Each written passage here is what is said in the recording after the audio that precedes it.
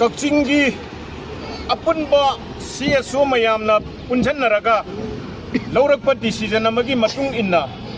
ngarang-dagi अखोइना कक्चिंग बाजार मयाइसी फावरगा कक्चिंग लमखाइदगी वाबगाई लमखाइ फावबा लैरिबा नेशनल हाईवे नंबर 137A गी पोर्शन असी अदुकी मतिक फत्तबदगी लंबीसी सेंबियु हाइदना थेंखांग कयादा मणिपुर सरकार दा हाइजेदुना तकनदुना लाखबा लोइना मखोइना अखोइना हाइजब मयामसी प्रजा मयामना हाइजबसी ताबिरक्तबदगी ngarang-dagi अखोइना लंबी असिदा एजिटेशन तौबा हौजरे लंबी सेंबिद्रिबा मखै अखोइ कनागुंबा अमता मसिगी लंबीसी फावरगा एक्सेप्ट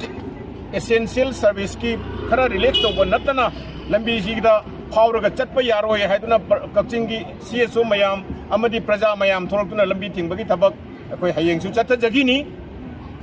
तौबतदी स्कूल कॉलेज सिंगी छात्र छात्री सिंगी फाइनल एग्जाम प्रमोशन एग्जाम नक्सलपना मरम ओइरगा हयेंगदगी अखोइ कॉलेज स्कूल्स मयाम सिगी छात्र छात्री सिंगी अखोइ रिलैक्स तौजगनी चांग नायना स्कूल काबदु मखोइगी अदुम अखोइ मदुदा अथिंबा पिजरोय तौबतदी मखोइगी थबक सुबिरिबा हुजुजिक सुबिरिबा PWD की मखादा तौबिरइबा रिपेयरिंग सी मसीगी क्वालिटी क्वांटिटी मखोइगी स्पीड मसी येंजरे हारगा हयेंग फावबा प्रजा मयामना सुमाइना सुबिरइबा खोलिबा मयामसी अखोइगा तानरगा येंजिनजगिनी अदुगा मखोइगी थबकसिगी सुबिरइबा मवोंग मतौसिगी मतुंग इना करी तौसिगे क्रमाइना तौसिगे मखा ताबदा अखोइसी करी चथगिनी हाइबना चिंगबसिंगदुदी अखोइ मयाम CSO मयामना लेपिरकपदुगी मतुंगना हयेंग नुंगदांग वारम अमुक सुमाइना अखोइ डिसीजन लौजरगा मयामदा मीडिया की थ्रू दा अखोइ पाव अमुक हुदोकजरकनी मरक असिदा कक्चिंगी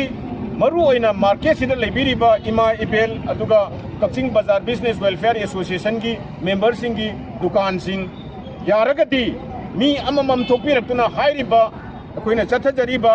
सरकार दा डिमांड तौजरिबा सरकार दा हाइजरिबा लंबीसी फजना रिपेयरिंग तौबीबसी क्वालिटी लेना मेंपे फजना तौबियो हाइबसे मसी लोइद्री फावबदी अखोइ मयाम अमगा कोऑपरेशन पिनरगा हाइनबदा दुकान थिंबा मयाम थोलकपा खोटपा तौबसे मसीदा कोऑपरेशन पिबियो हाइबसिचु अखोइ मयाम की महुत सिंजरगा ए हाइजरी।